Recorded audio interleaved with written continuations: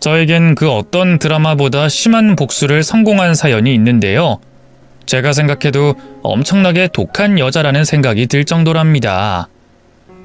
그럼 누구와 무슨 일이 있었고 어떻게 끝장내줬는지 지금부터 몇 자 적어보도록 하겠습니다. 제 나이 28에 남편과 연애 결혼을 했고 2년 뒤 30에 아들을 낳고 이듬해 딸까지 낳아 4식구가 돼 단란한 가정을 이뤘습니다. 남편은 유능한 사업가이자 가정에 충실하는 애처가였답니다.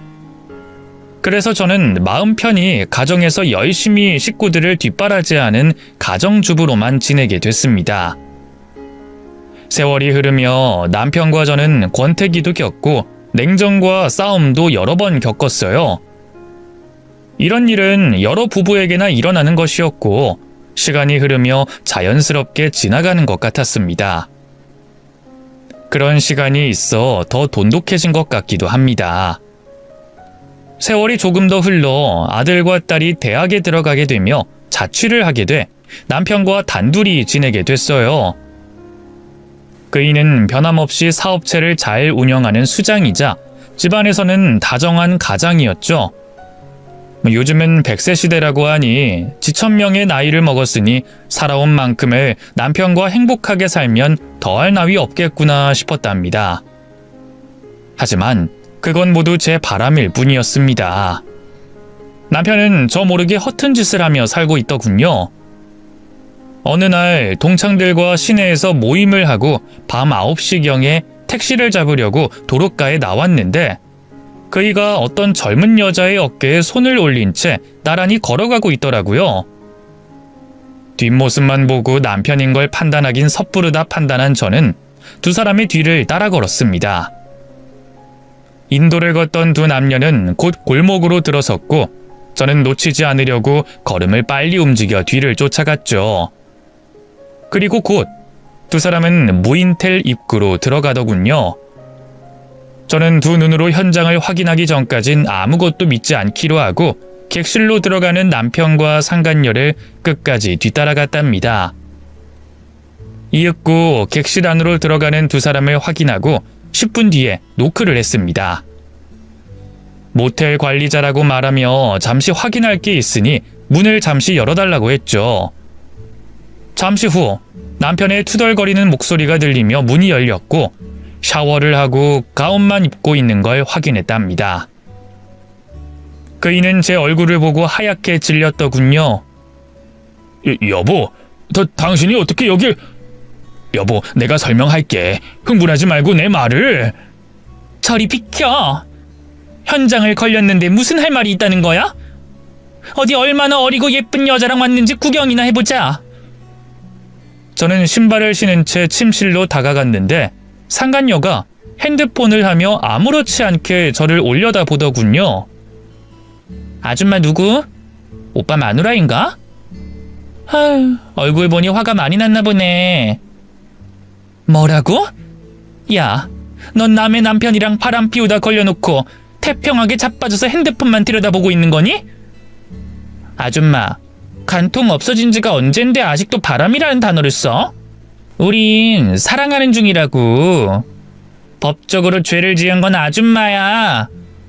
남의 객실에 마음대로 들어왔으니까 무단 침입죄를 저질렀다고.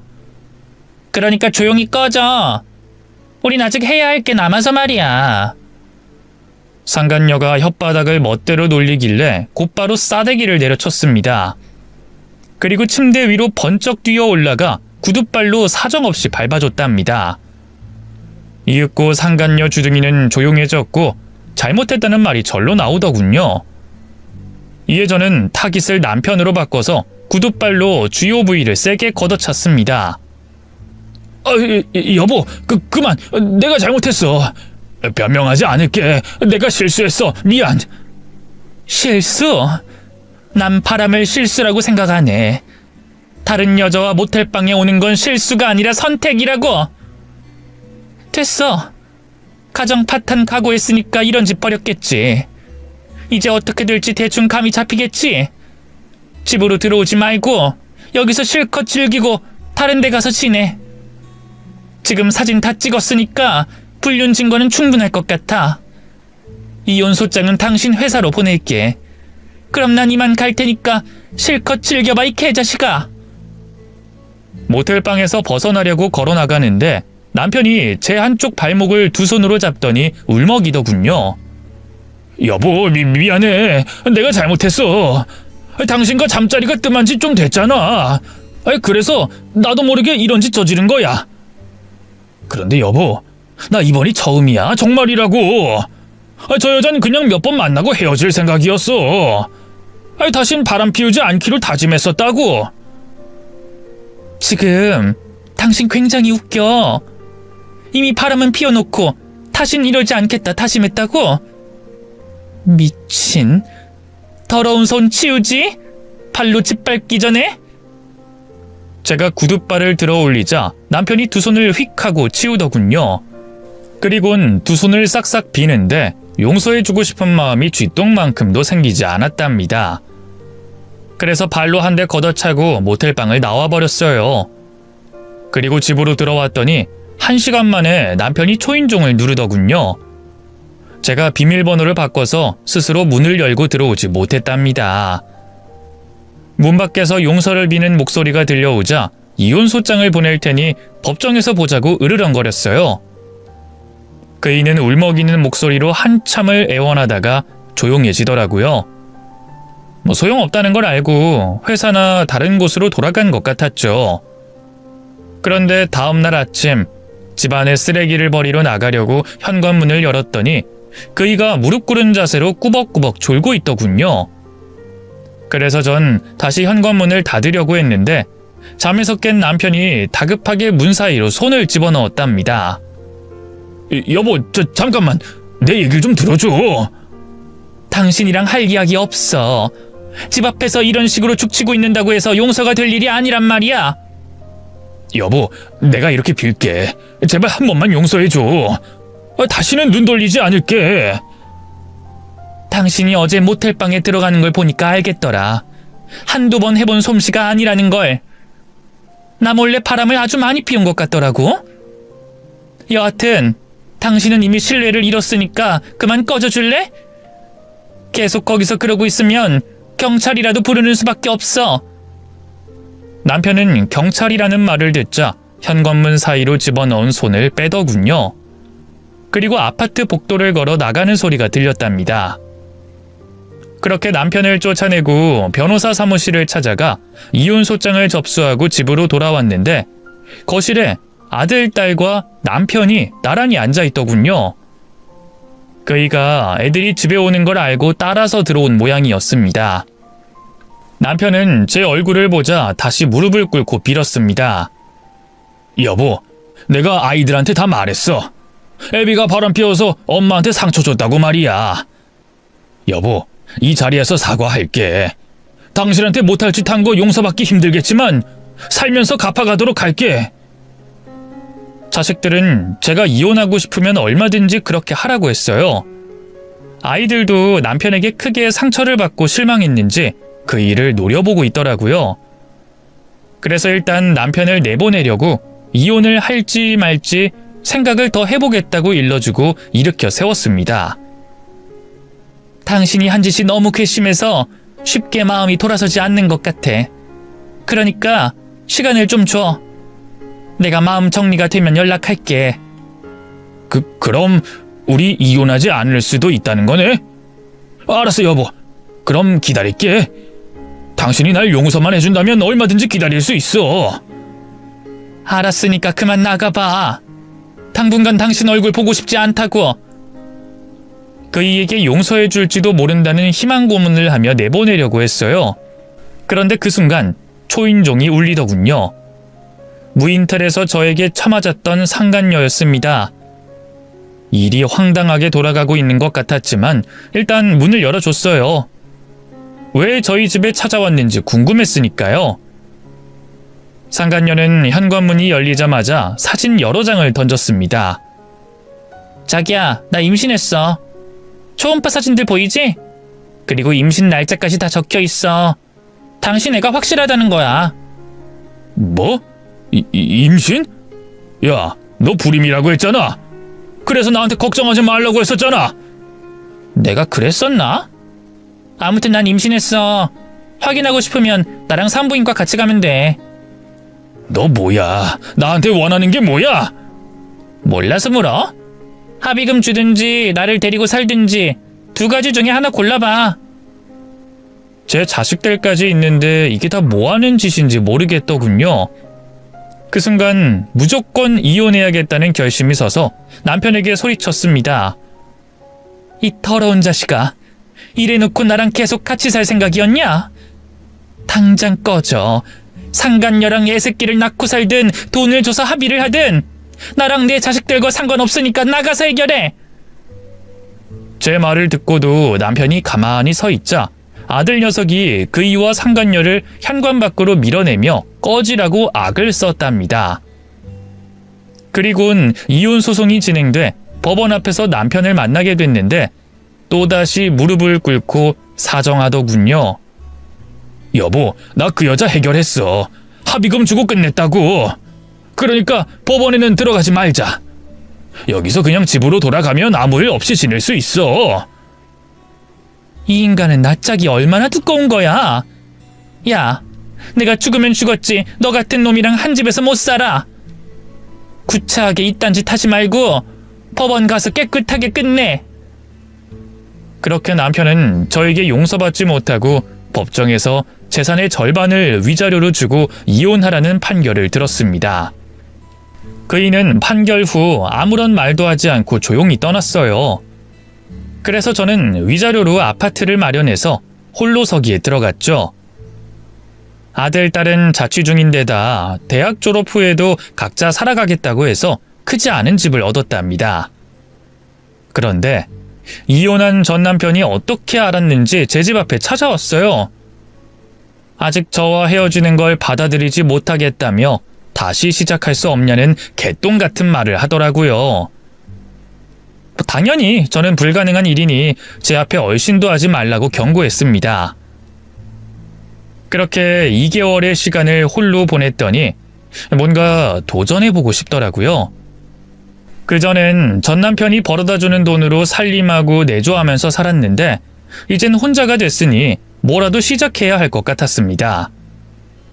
위자료를 받아 돈 걱정을 할 필요는 없었지만 집안에만 틀어박혀 사는 건 아무래도 시간 낭비인 것 같아서 무언가를 도전해보기로 마음먹었어요.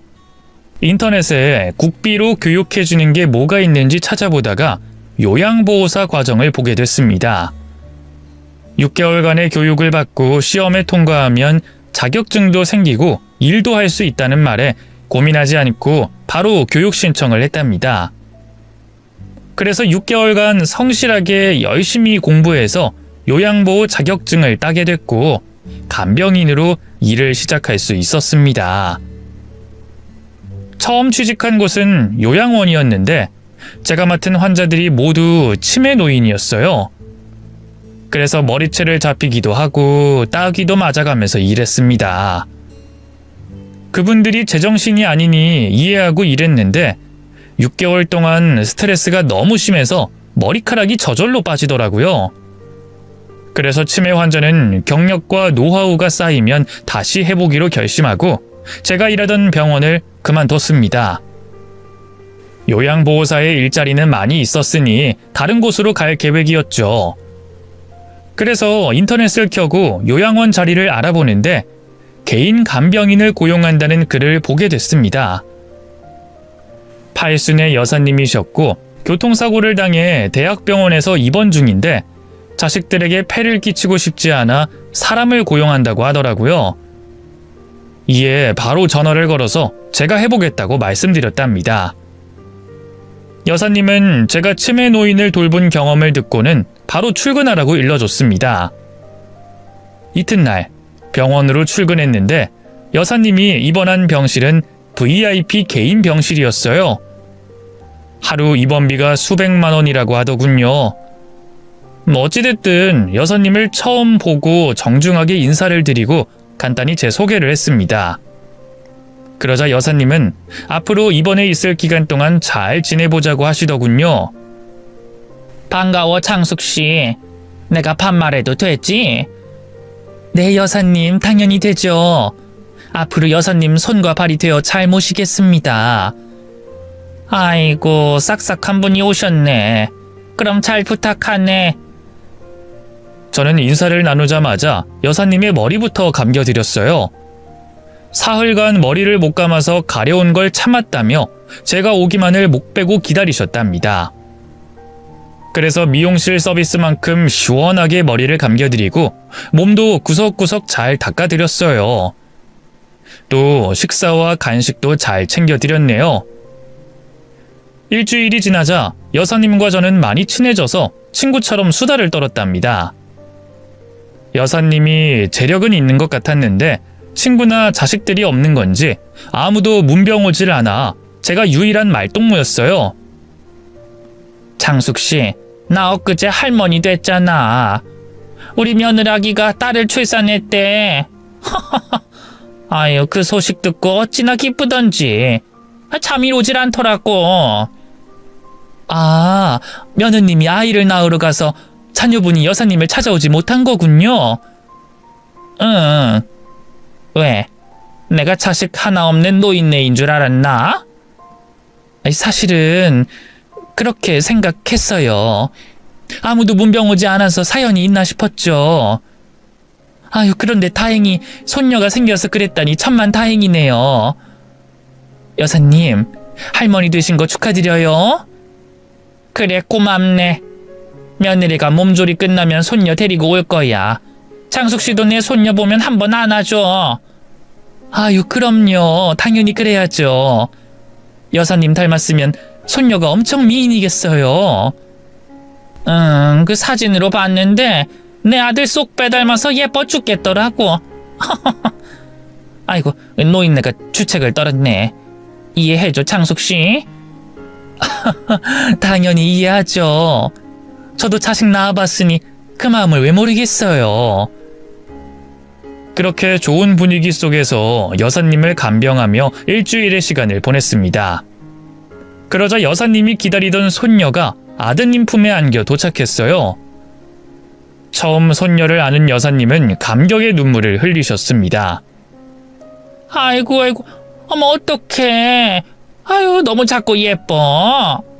실물 보니 너무 사랑스럽다. 아유, 여사님, 진짜 사랑스럽게 생겼어요. 코가 오뚝하니 진짜 예쁘게 생겼어요.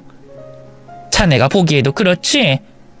자, 이제 창숙씨가 안아봐. 우리 손녀한테 예쁜 말 좀 해주라고.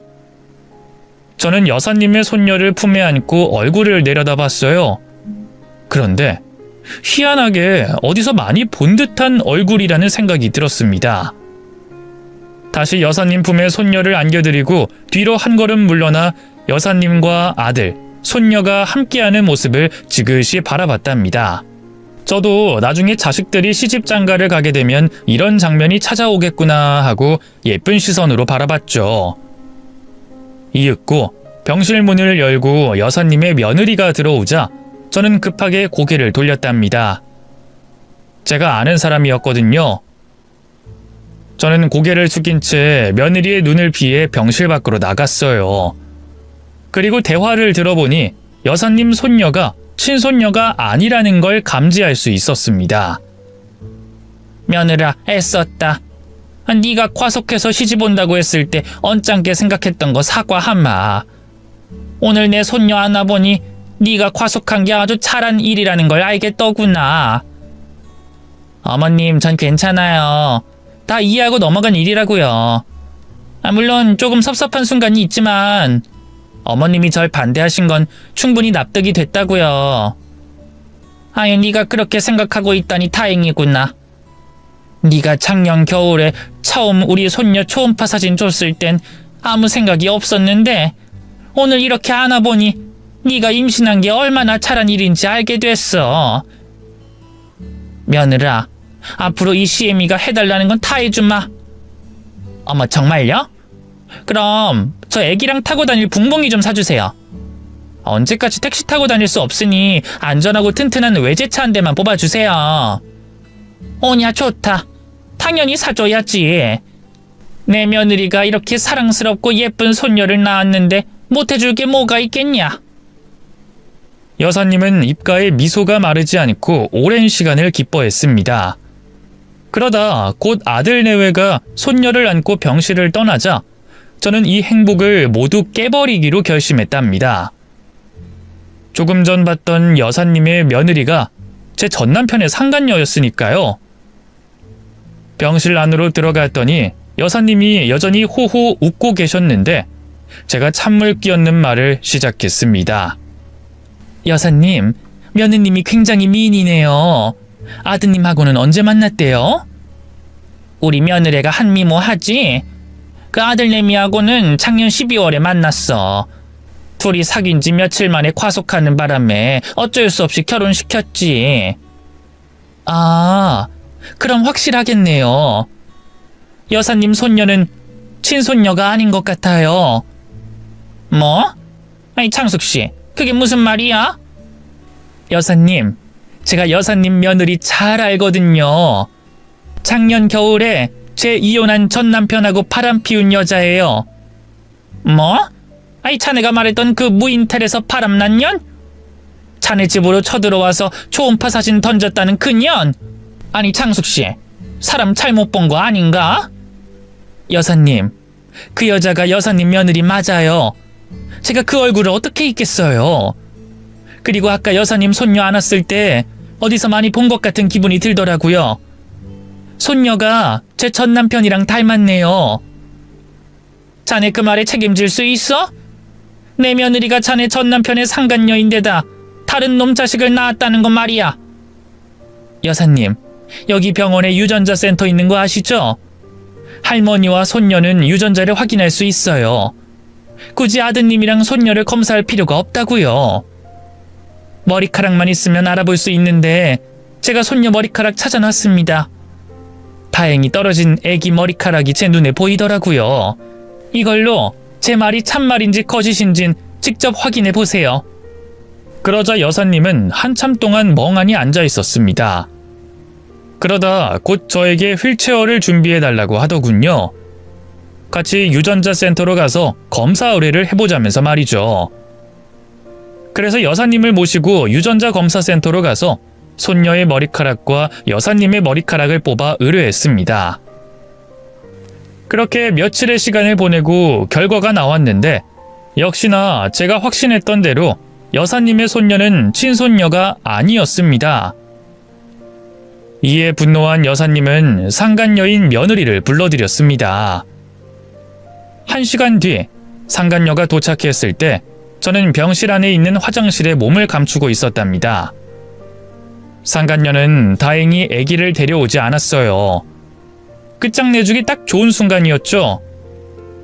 이윽고 여사님이 유전자 검사지를 집어던지며 소리를 지르자 상간녀가 이를 집어들고 얼굴이 하얗게 질리더군요. 어머님, 어떻게 아셨어요? 누가 친손녀가 아니라고 알려주지 않는 이상 어떻게 바로 유전자 검사를 하신 거냐고요? 뭐야 넌? 지금 내가 유전자 검사를 한 걸 문제 삼는 거냐? 네 딸년이 내 손녀가 아니라는 건 아무렇지 않은 거야? 아니 그게 아니라 조용히 묻어가면 될 걸 왜 호들갑을 떨고 그러세요? 벌써 어머님 아들이 호적에 올렸는데 이제 와서 다 취소하자고요? 어머님, 그 이 회사에 이 사실을 알려지면 어쩌려고 그러세요? 사업 망하는 꼴 보고 싶은 거예요? 상간녀는 제가 생각했던 것보다 훨씬 더 뻔뻔하고 겁이 없더군요. 제 가정을 파탄낸 것도 모자라 여사님한테 큰 소리 치는 걸 보니 보통 얘기가 아니더라고요. 그래서 전 화장실에서 나와 모습을 드러냈습니다. 상간녀는 제 얼굴을 보자마자 피식 웃더군요. 넌 또 뭐야? 아, 네가 우리 시어머니 간병인이었구나. 그래서 네 년이 유전자 검사시킨 거지?